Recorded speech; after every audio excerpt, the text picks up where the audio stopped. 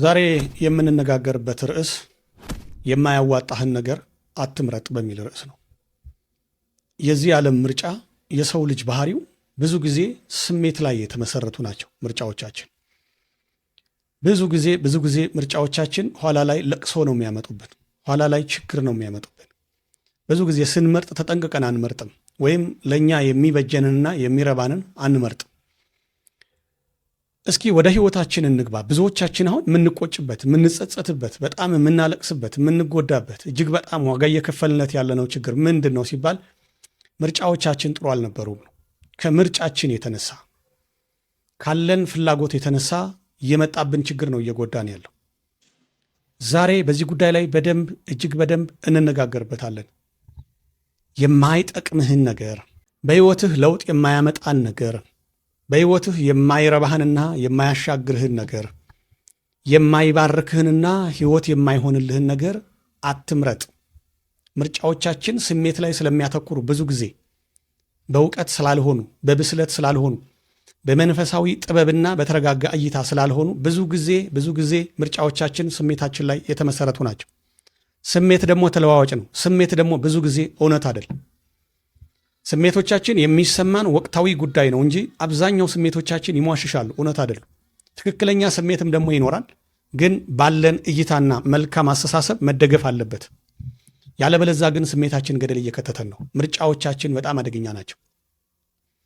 የፍቅር ምርጫችን፣ የትዳር ምርጫችን፣ የሥራ ምርጫችን፣ የትምህርት ምርጫችን፣ የሀገር ምርጫችን፣ የመኖሪያ ምርጫችን፣ የብዙ ነገር ምርጫዎቻችን ስሜት ላይ ያተኮሩ ናቸው። የህይወት ምርጫችን ራሱ ችግር ፈጥረውብናል። ዛሬ በእነዚህ ላይ ነው የምንነጋገረው። የምንመርጠውን በጥንቃቄ መምረጥ ስላለብን ለዚህም በቀጥታ ወደ መጽሐፍ ቅዱስ እንሂድና በዮሐንስ ወንጌል ምዕራፍ 18 ላይ ያለውን ጉዳይ እንመልከት። ምርጫ ምን ያህል ከባድ እንደሆነ፣ ወይም የመረጥናቸው ምርጫዎቻችን በጣም በተሳሳተ መንገድ የተጓዝንባቸው እንደሆኑ የሚያስረዳን ነው። በሕይወታችን የሚጠቅመንንና የሚበጀንን ነገር መምረጥ እንዳለብን ዛሬ እንማራለን። አመሰግናለሁ። እኔ አለማየሁ ነጋሽ ነኝ። በጣም አከብራችኋለሁ፣ በጣም ወዳችኋለሁ። ወደ ዋናው ጉዳያችን እንግባ። በዮሐንስ ወንጌል ምዕራፍ 18 ላይ አንድ የሆነ ክንውን እናያለን። የኢየሱስ ክርስቶስን ተላልፎ መሰጠት። ኢየሱስ ክርስቶስ ለአይሁድ ተላልፎ ሲሰጥ ወደ ንጉሡ ወደ ጲላጦስ ወሰዱት፣ ወደ ቤተ መንግሥቱ ግቢ። በቤተ መንግሥቱ ዙሪያ፣ በቤተ መንግሥቱ ግቢ፣ በቤተ መንግሥቱ አካባቢ፣ በአቅራቢያው፣ በከተማይቱ ከባድ ሁከት ሆነ፣ ከባድ ነውጥ። ለምን? ኢየሱስን አሳልፎ ስለ መስጠት በተደረገ አድማ። የሚገርመው ነገር ያ ሁሉ ጫጫታ፣ ያ ሁሉ ግርግር፣ ያ ሁሉ አድማ ኢየሱስን አሳልፎ ለመስጠት ነው። የብዙዎቻችን ጎዳና ወጥቶ መንጫጫት፣ የብዙዎቻችን ጎዳና ወጥቶ ድንጋይ መወርወር፣ የብዙዎቻችን ጎዳና ወጥቶ ፉጨት፣ የብዙዎቻችን ጎዳና ወጥቶ መደባደብ፣ የብዙዎቻችን ጎዳና ወጥቶ መጨቃጨቅና መላፋት የአብዛኞቻችን አድማዎች ናቸው። አንድ የሚጠቅመንን ነገር፣ አንድ ትልቅን ነገር ግን ያልተረዳነውን ነገር ስለ ማጥፋት ነው የብዙ ጊዜ አድማችን። በዚህ አድማ ከተማ ወጥተን የብዙን ሰው ሕይወት ቀጥፈናል። ብዙ ንብረቶች ወድመዋል። ኢትዮጵያ ተደጋጋሚ ብዙ ጊዜ ወደ ኋላዋ ተንደርድራለች። ንብረቷን፣ ሀብቷን እያጠፋን ደቃ እንደገና ስትነሳ ስትወድቅ የገዛ ሕይወታችንንም ልንወጣው ወደማንችል ጭቃ ውስጥ ከተነዋል። ለምን? ምርጫዎቻችን በጅምላ ነው። ምርጫዎቻችን በቡድን ናቸው። ምርጫዎቻችን በግል የሚሰማንና የምንወደውን ነገር አይደለም የምንመርጠው። ብዙ ጊዜ ምርጫዎቻችን በግሪሳ ነው የምንመርጠው። ምርጫዎቻችን በመንጋ ነው የሚመረጡት። የምንነዳውን በመንጋ ነው። የሚገርመው ነገር የጲላጦስን ቤተ መንግሥት ሕዝብ ሞላው። ቤተ መንግሥቱ ሞልቶ ጎዳናውን ዘጋው። መተላለፊያዎች ሁሉ ተጨናነቁ። ከተማይቱ ተሸበረች። ኢየሱስን አሳልፈው ሰጡት። ጲላጦስ አንድ ነገር ተናገረ። ሐሳቡን ባጭሩ ላስቀምጠው፣ በዋናነት ወደ ራሳችን ሕይወት ስለምንመጣ። ብዙ ጊዜ እንደማደርገው ጉዳዩን ይዘን ወደ ሕይወታችን ነው የምንመጣው። እኔ ታሪክ ላይ ጊዜ አላጠፋ፣ ታሪክን በመተንተንም አዋቂ ነኝ ባይነት ውስጥም አልገባ። ብዙ ጊዜ ለሕይወታችን የሚጠቅመንና የሚበጀንን ነው ከመጽሐፍ ቅዱስ ክፍል ይዘን መተን ሁሌም ትኩስ አድርገን በሕይወታችን ተካፍለን የምንለያየው። በተመሳሳይም ዛሬም ይሄንን ነው የምናደርገው። ሕዝቡ ኢየሱስን አሳልፎ ሰጥቶ በጲላጦስ ፊት ይጮሃል። ሕዝቡ ስቀለው ይላል። ይጮሃል። ሕዝቡ በቃ ይጮሃል፣ ረብሿል። ምክንያቱም ክሶቹ በጣም ብዙ ናቸው። ክሶቹ ማህበረሰባዊ ክሶችም አሉ። ህዝቡን እያጣመመ ነው፣ እየበጠበጠ ነው የሚልም ክሶች አሉ። ክሶቹ ፖለቲካዊም ናቸው። የቄሳርን መንግስት ይቃወማል፣ የጲላጦስን መንግስት ሊገለብጥ ነው፣ የሮማን ወታደሮች አይወድም ይላል። ክሶቹ የውሸት ናቸው። ኢየሱስ ክርስቶስ በባህሪው ማንንም አይጠላም። ኢየሱስ ክርስቶስ በባህሪው በማንም ላይ አይሸፍጥም፣ አይሸምቅም። ግን ክሶቹ የጥላቻ ክስ ናቸው። ክሶቹ ከኢየሱስ በተቃራኒ የሆኑ ናቸው። ምክንያቱም ኢየሱስን አሳልፎ መስጠት ስለሆነ ትልቁ ዓላማ፣ ኢየሱስን ማስወገድ ስለሆነ፣ ነውራቸውን ስለገለጠ፣ ጨለማቸውን ስላጋለጠ፣ ክፋታቸውን ስላልተባበረ እሱን ማስወገድ አለባቸው፣ አሳልፈው መስጠት አለባቸው። ስለዚህ ክሱ በማን አለብኝነት የተቀናበረ ነው። ማንም ሀይ የሚል የለም። ሁሉም ነው የሚሮጠው። በተመሳሳይ ይህን ሩጫ እኮ እኛም በኢትዮጵያ ጎዳናዎች ላይ ሮጠነዋል። በኢትዮጵያ ሜዳዎች ላይ ተሯሩጠናል።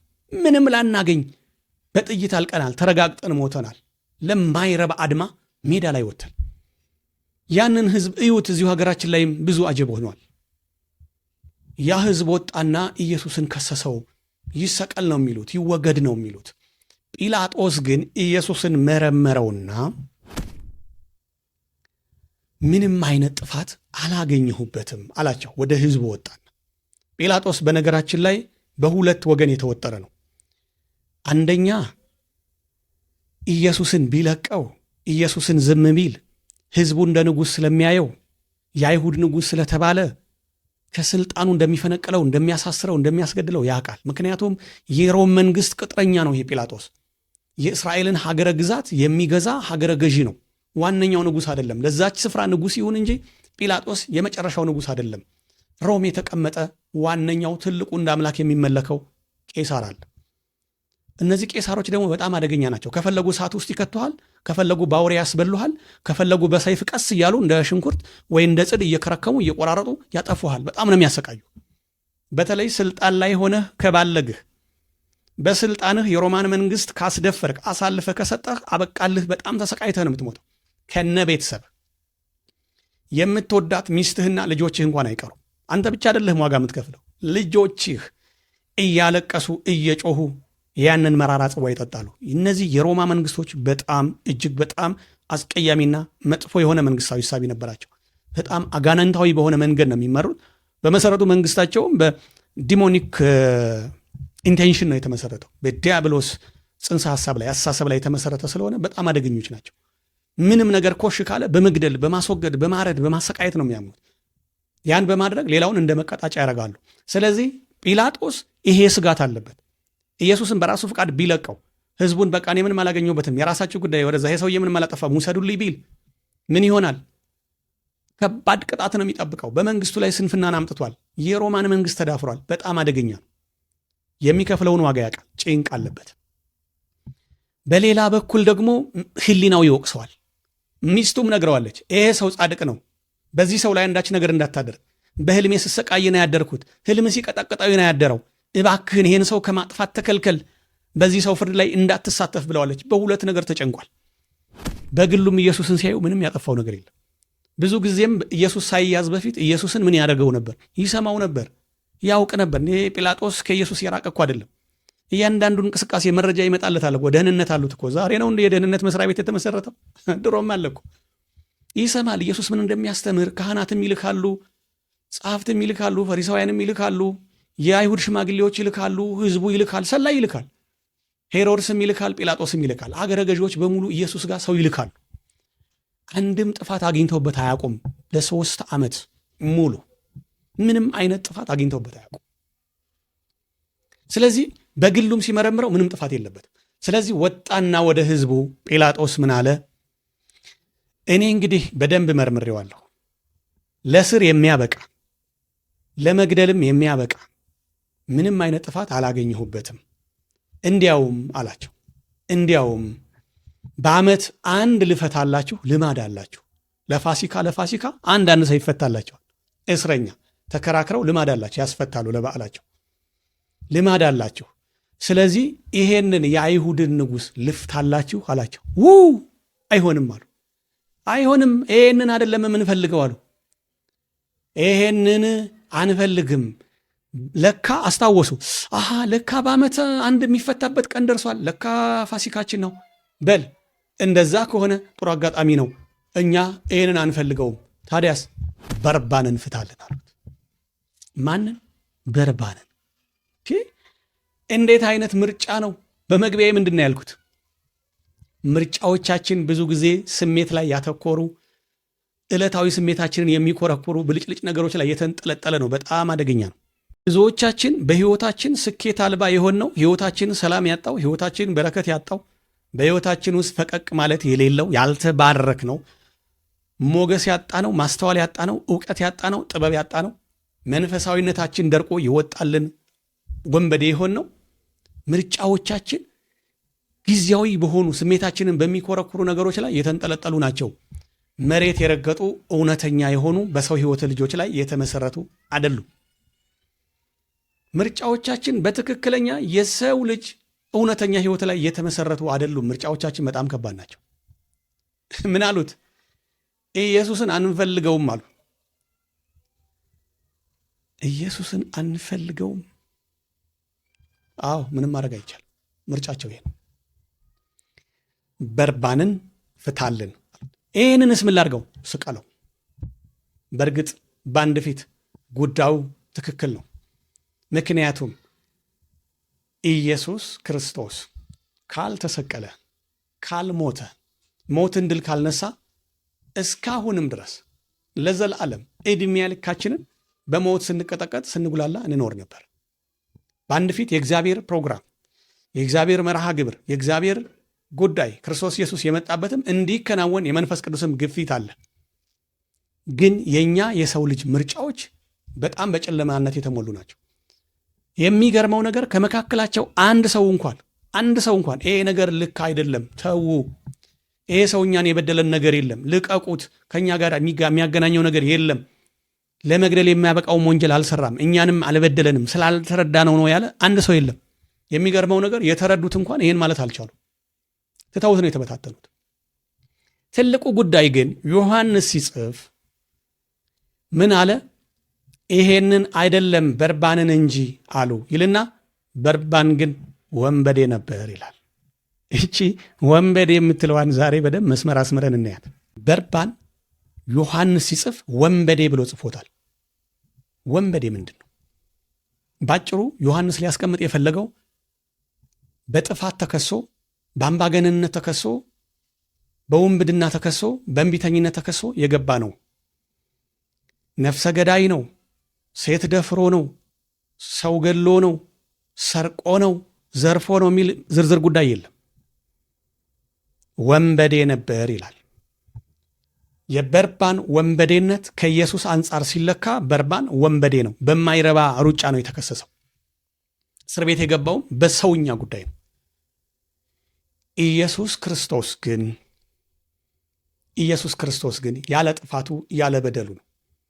ባጭሩ ዛሬ የበርባንን ጉዳይ እንነጋገር።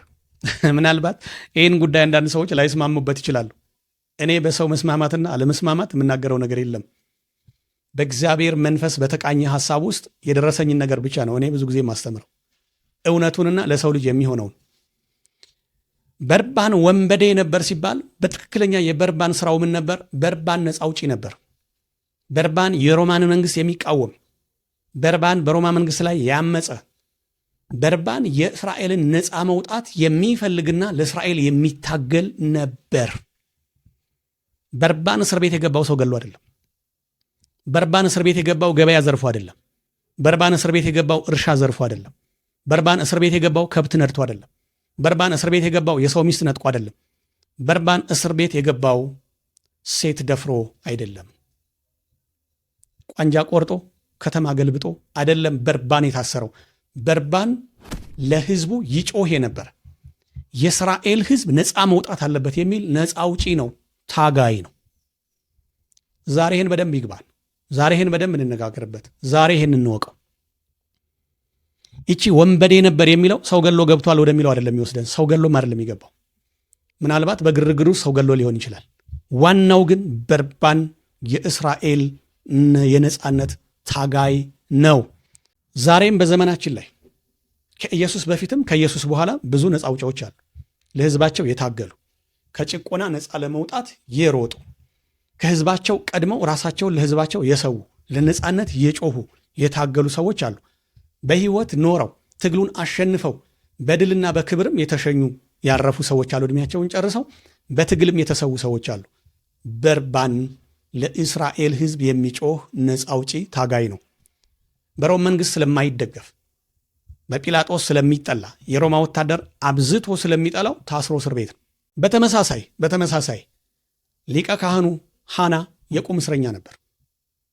የሚገርመው ነገር 2 ሊቀ ካህናት ነበሩ በዛን ሰዓት። ሐናም ሊቀ ካህናት ነው፣ ግን የቁም እስረኛ ሆኖ እቤት ነው የሚውለው። በሱ ግር አማቹ የልጁ ባል ቀያፋን የተሾመው። ዞሮ ዞሮ ሹመቱ ከቤት አልወጣም። ቀያፋ ሹልክ ብሎ ያው አማቱን እየተማከረ ነው የሚሰራው፣ ከቤት አልወጣም። የሚገርመው ነገር ግን በቀጥታ የካህናት አለቃ እንዳይሆን፣ ቤተ መቅደሱን በበላይነት እንዳይመራ ሐና በጣም ትልቅ ሰው ስለነበረ፣ ሐና የእስራኤልን ነፃ መውጣት ይጠባበቅ ስለነበረ፣ ትልቅ ግፊትም ያደርግ ስለነበረ ከሄሮድሳውያንና ከጲላጦሳውያን ጋራም ወይም ከሀገረ ገዢውና ከዋና ንጉሱ ጋር ጸበኛ ስለነበር የእስራኤል ሕዝብ የሚድንበትን፣ የእስራኤል ሕዝብ ነፃ የሚወጣበትን፣ የእስራኤል ሕዝብ የራሱን መንግሥት የሚመሰረትበትን ሥራ ይሰራ ስለነበር በሕዝቡ ዘንድም ይወደድና ይፈራ ስለነበረ ቄሳሮች እልፍ አድርገውታል። ጲላጦስ በዓይነ ቁራኛ ነው የሚያዩ። በተመሳሳይ ቦታቸው ይለያይ እንጂ ሊቀ ካህናቱ ሐናም የቁም እስረኛ ነበር፣ እቤቱ ነው። ምክንያቱም መጀመሪያም ወደ ሐና ነው የወሰዱት። ሐና ኢየሱስን ሊያውቀውም ላያውቀውም ይችላል። ምክንያቱም ኢየሱስ ካልተሰቀለ እንደማይድን ይታወቃል። አንዳንድ ጊዜም ሚስጥሮችን በደንብ አርቅቀን ነው ማየት ያለብን። ሐና ዝም ብሎ ሰው አይደለም። ቦታቸው ይለያይ እንጂ ሐናም እስረኛ ነው። ስለዚህ 2 ሊቀ ካህናት ነበር በዛን ዘመን። በሊቀ ካህናት ላይ ሊቀ ካህናት አይደረብም። በመሰረቱ ኢትዮጵያ እናስተናግዳለች አለን። በፓትርያርክ ላይ ፓትርያርክ ደርባ። ይሄ እኮ የኛም ታሪክ ነው፣ በደንብ አይተነዋል እኮ። በተመሳሳይ ቀያፋ ነበር በዛን ጊዜ። ቀያፋ ግን አይሁድን አሳልፎ ሰጥቶ ለሄሮድስ ይሰራሉ የሚለው ለጲላጦስ ይሰራሉ የሚለው ላይሆን ይችላል። በአጭሩ ግን ሐናም በተመሳሳይ የቁም እስረኛ ነበር።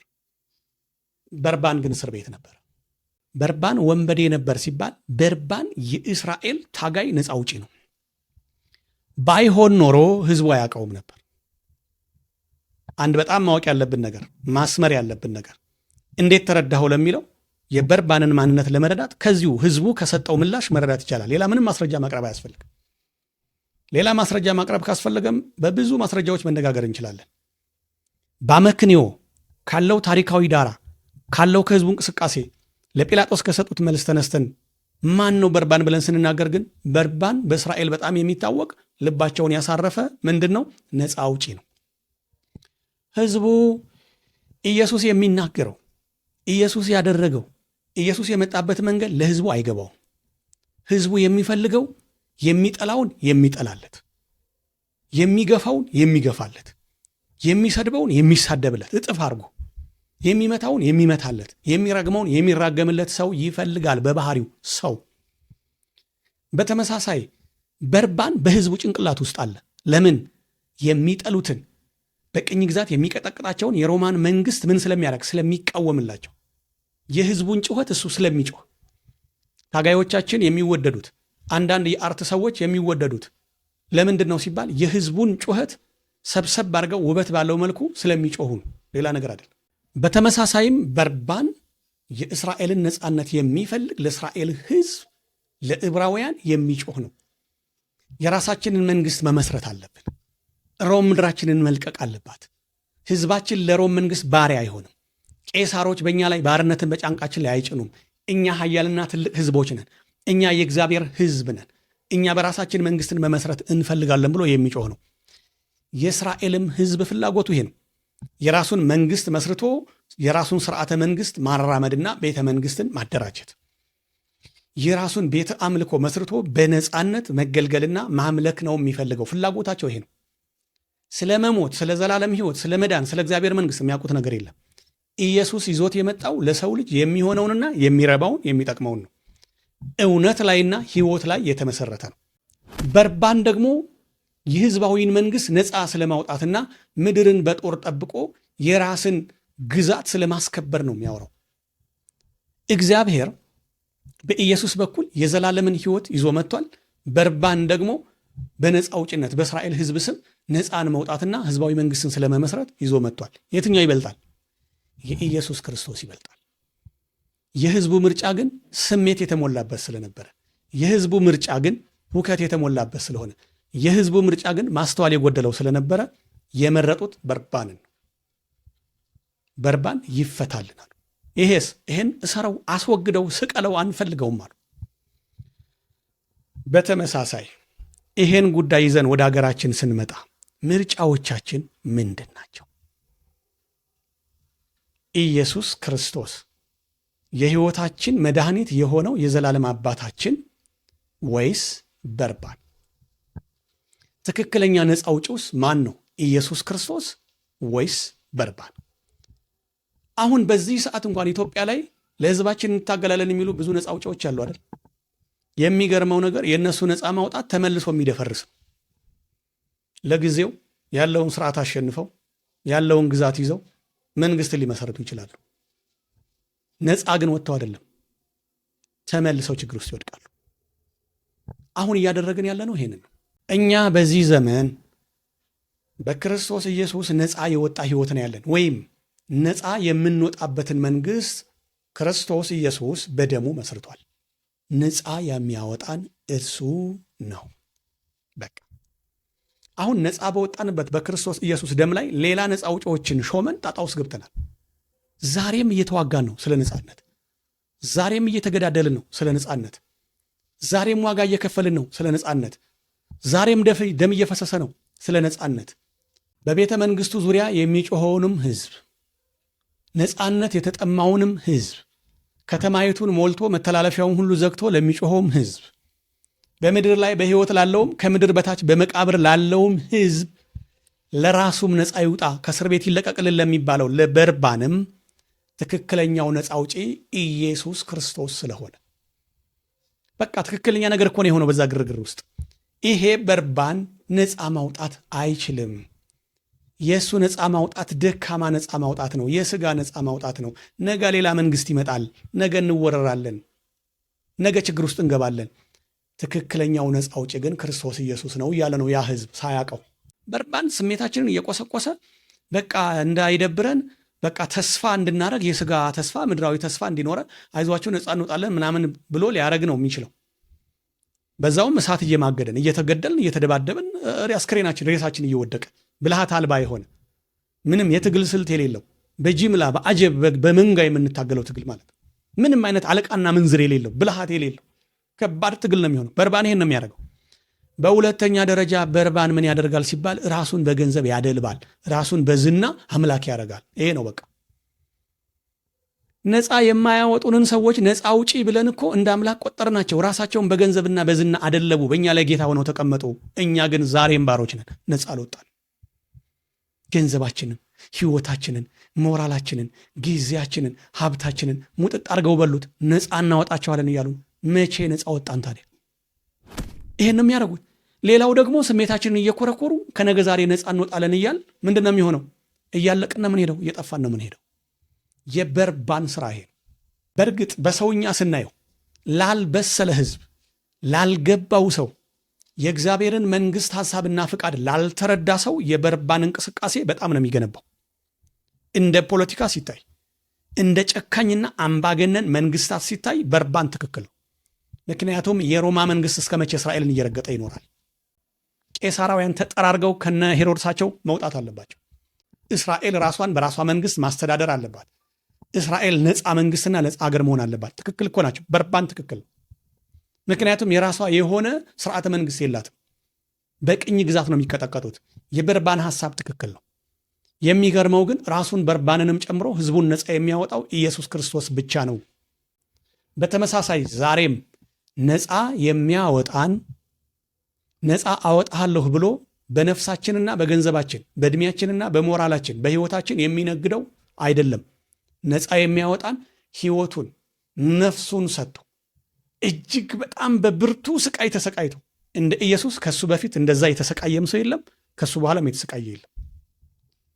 እንደ ኢየሱስ በተመሳሳይ እንደ ኢየሱስ የተሰቃየ የለም። ተገርፎ ተወግሮ በሳት ተቃጥሎ በብረት ተደብድቦ የሞተ በጣም ብዙ ጻድቅ ሰማዕት የእግዚአብሔር ሰዎች አሉ። ከኢየሱስ በኋላ ብዙዎች ዋጋ ከፍለዋል። እስካሁንም ድረስ ዋጋ እየከፈሉ ያሉ ክርስቲያኖች አሉ። የክርስቶስ ኢየሱስ መንግስት እኮ በደም ነው የቆመችው። ለኢየሱስ ክርስቶስ መንግስት ለሕይወታችን ዋስትና ለሆነችው ሞግዚታችን ያልከፈልነው ዋጋ የለም። የኢየሱስን ያህል ግን የከፈለ ማንም የለም። በዛ ልክ በጅራፍ የተገረፈ፣ በዛ ልክ የተናቀ የለም። ቢናቅም እሱ ምን አለው? ቤዛ የሆነለት ክርስቶስ አለው የሚያበረታው። ኢየሱስ ክርስቶስ ግን እኛ ላይ ይደርስብን የነበረውን ነው የተቀበለው።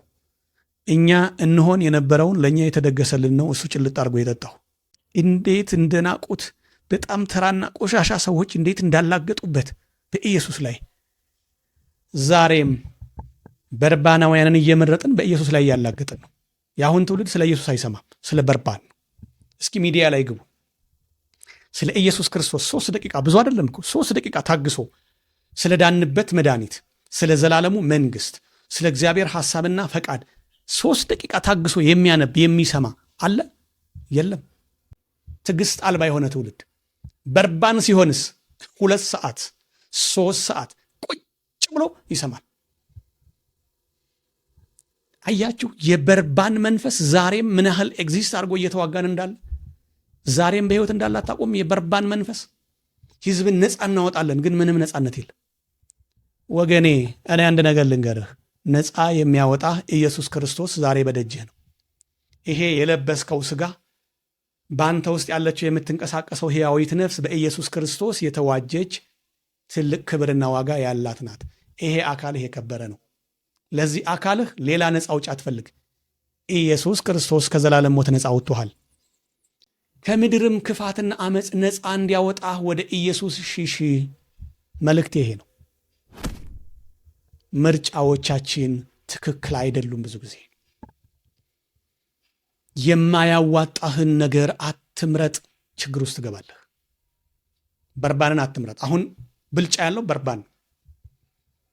ነፃ አውጭ ሰዎች አሉ፣ ወይም ህዝቡን እንመክራለን የሚሉ ሰዎች አሉ። ህዝቡን ወደ ተሻለ ነገር እናመጣለን የሚሉ ሰዎች አሉ።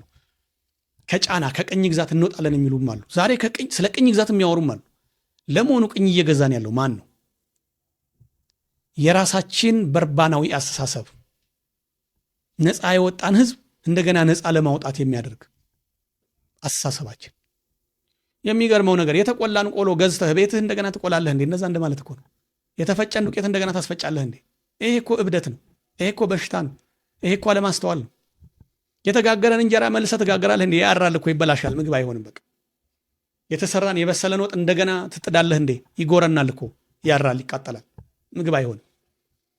በተመሳሳይ ነፃ የወጣ ህይወት አለህ። ነፃ የወጣህበትም አባት አለህ፣ የዘላለም አባት።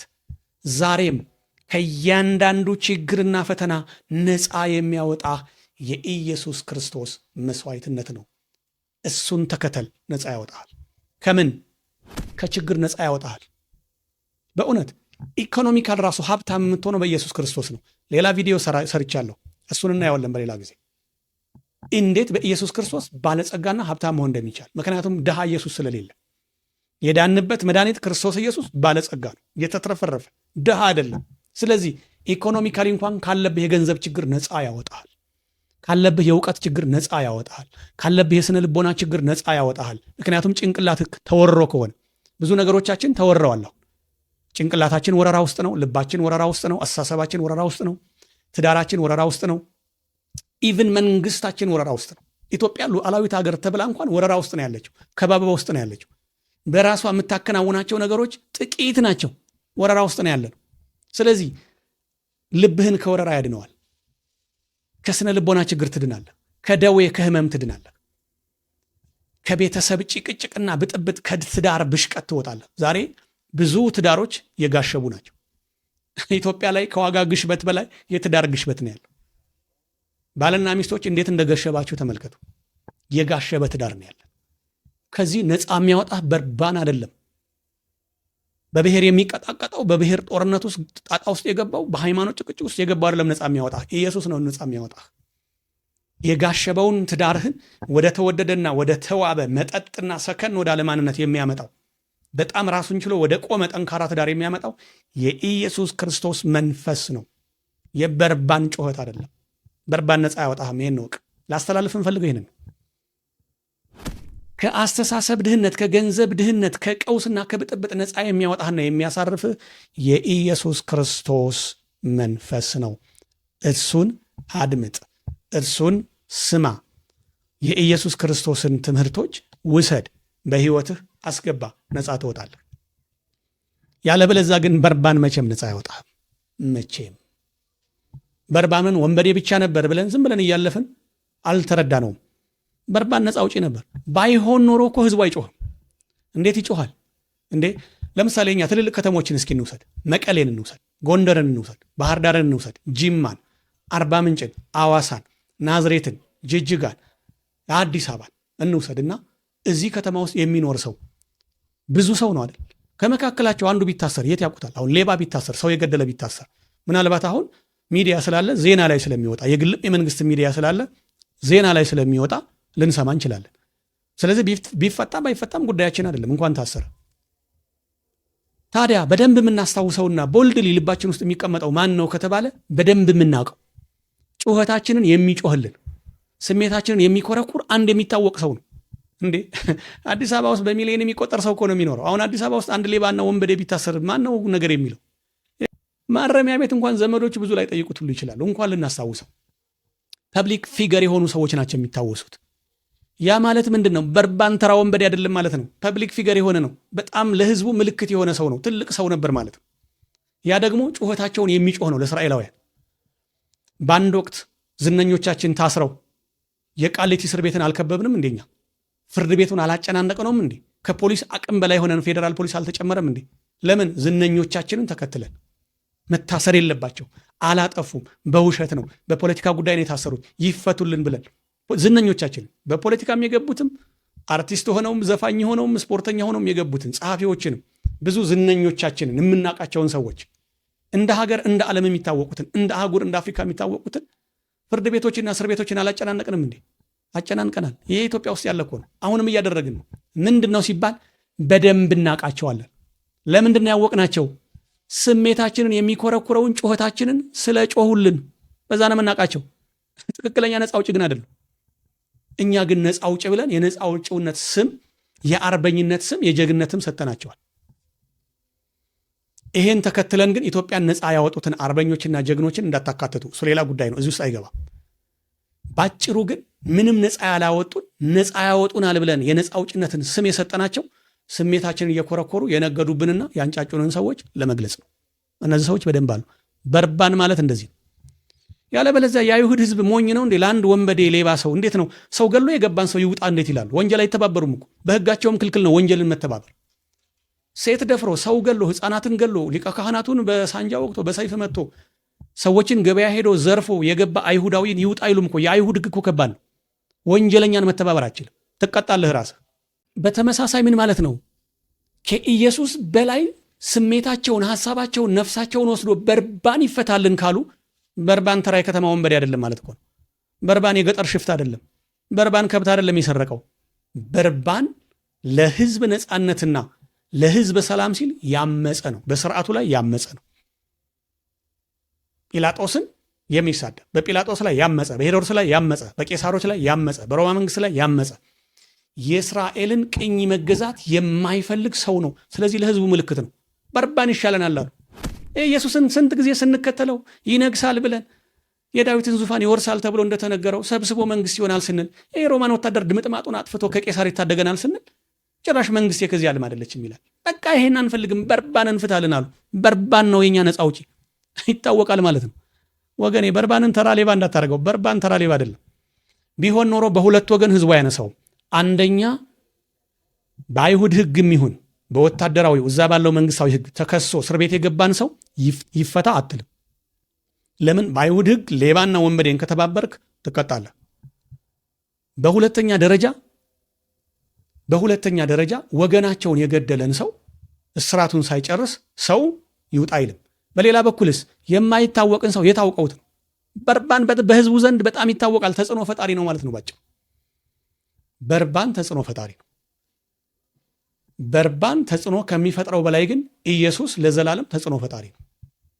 መናፍስት እንኳን የሚንቀጠቀጡለት የልዑል እግዚአብሔር ልጅ ሆይ እባክህ እንዳታጠፋን፣ በቃ እንገዛልሃለን፣ እንዳረካ አድርገን፣ ግድ የለህም አትጉዳን፣ በቃ በአንተ ስር ነን የሚሉት እኮ ነው። እና በርባን የትኛው መንፈስ ነው የሚንቀጠቀጥለት? ህዝብ እንኳን በሚገባ የሚፈራው ሰው አይደለም። ግን የሰው ምርጫ ዋናው ሀሳባችን የሰው ፍላጎት ስሜት ላይ ያተኮረ ስለሆነ ብዙ ጊዜ ምርጫዎቻችን ለህይወታችን አልጠቀሙንም። ህይወታችንን ነጠቁን፣ ገንዘባችንን ነጠቁን፣ ትዳራችንን ነጠቁን፣ ልጆቻችንን ነጠቁን፣ ሀገራችንን ነጠቁን፣ ግዛታችንን ነጠቁን፣ ቅርሶቻችንን ነጠቁን፣ ከቀያችን አፈናቀሉን። በቃ ብዙ ጊዜ ምርጫዎቻችን ገደል ከተቱን። ዛሬ ግን እኔ ልናገር፣ ልቋጨው። በነፃ ማውጣት ስምና በነፃ መውጣት ፍላጎት ስንቀጣቀጥ ራሳችንን ስላጣን ይቅርብን። ትክክለኛው ነፃ አውጪ ኢየሱስ ክርስቶስ ነው። ለመሪዎቻችንም ልብ የሚሰጥ፣ ለአለቆቻችንም ብልሃትን የሚያስተምር፣ ለሀገራችንም ሰላምን የሚያመጣ፣ ለህዝባችንም እርጋታንና ማስተዋልን የሚያመጣው ኢየሱስ ክርስቶስ ነው፣ በርባን አይደለም። ስለዚህ ይህንን የነፃ ማውጣትና የነፃ መውጣት ጭቅጭቅና ንትርክ መገዳደል እንተውና በኢየሱስ ክርስቶስ ትምህርትና ፍቅር እንጓዝ።